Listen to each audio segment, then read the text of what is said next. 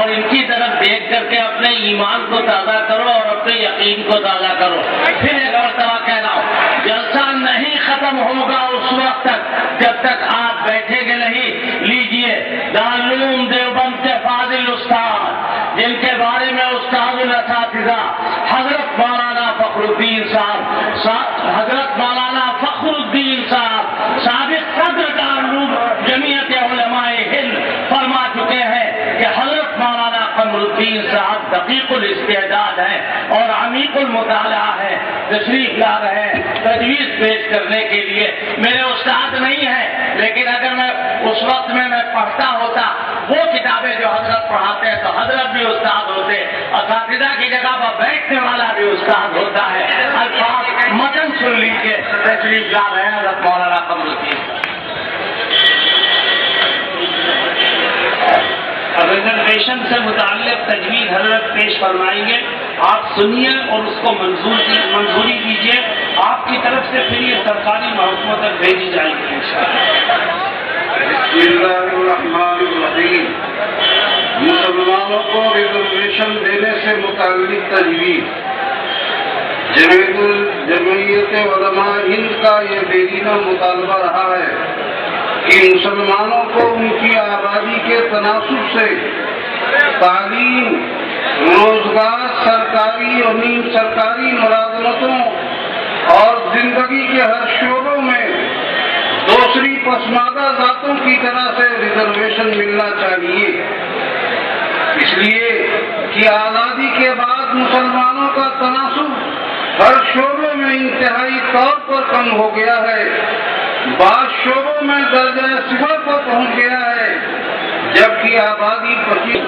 جمعیت علماء اتر پردیش کی مجلس منتظمہ کا یہ اجلاس مرکزی اور ریاستی حکومتوں بالخصوص اتر پردیش حکومت سے مطالبہ کرتا ہے کہ ان کے لیے جو ریزرویشن ملا ہوا ہے اس میں کوٹا متعین کرے تاکہ پسماندہ مسلمانوں کے لیے فائدہ اٹھانا یقینی ہو سکے.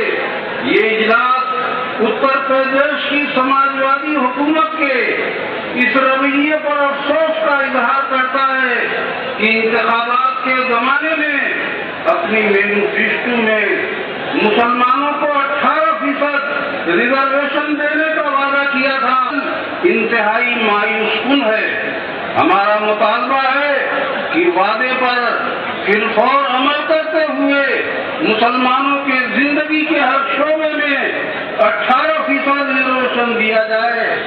آپ حضرات کو یہ تجویز منظور ہے؟ حضرات ساری سوئیاں نکل گئی ہیں، آنکھوں کی سوئیاں رہ گئی ہیں. اب میں نے ابھی حضرت سے آپ کی طرف سے کہا ہے کہ صبح 7 بجے سے یہ اللہ کے بندے یہاں بیٹھے ہوئے ہیں اور پہاڑ اپنی جگہ سے ہٹتا ہو تو ہٹ جائے، زمین ہلتی ہو تو ہل جائے، لیکن یہ مجمع ہلتا نظر نہیں آ رہا ہے. میں یہ چاہتا ہوں کہ ابھی ذرا دیر میں انشاءاللہ جلسہ ختم ہوگا. آپ حضرات پورے سکون اور وقار کے ساتھ تشریف رکھیں. حضرت کرسی پر بیٹھ چکے ہیں، یعنی بالکل تیار ہیں دعا کرنے کے لیے. چند منٹ کا مسئلہ اور ہے.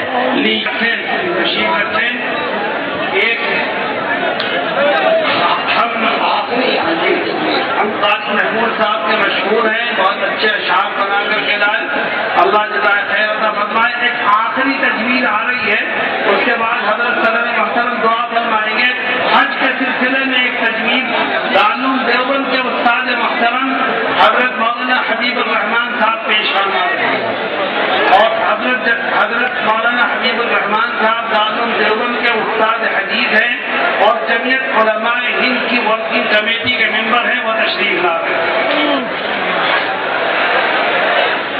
بسم اللہ الرحمن الرحیم.